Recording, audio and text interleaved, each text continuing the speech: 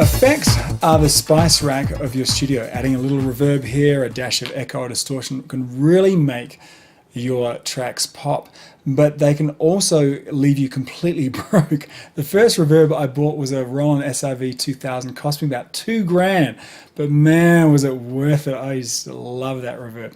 Now in any self-respecting studio, one should have a digital reverb, delay, chorus, flanger, compressor, limiter, maybe some outboard EQs. Now in that last sentence, I probably rung up maybe $4,000 or $5,000 worth of outboard gear.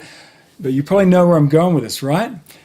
Reason comes packed with a ton of effects, and there's a lot to go over, so we're going to go fast.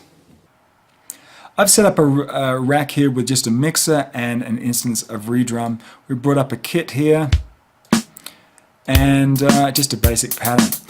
Now, these drum sounds sound pretty dry. They sound like they were very close mic'd, and we don't really hear any part of their environment here. Sounds like a job for reverb. Okay, so let's drop over the tool window here, unselect instruments and more, and we're just left with all of our effects. We have a bunch of them here. Now for the moment I'm going to ignore the first 5 because they have their own section underneath mastering effects, and I'll select the very first one of the rest of the effects, which is called the RV7000 Advanced Reverb.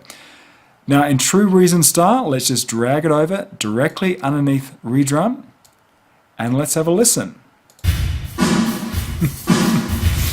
Oh, that sounds a little too live. In the next few minutes, as we explore effects, we'll see 2 main routing methods that come up time and time again in terms of effects. Inline and effects loops.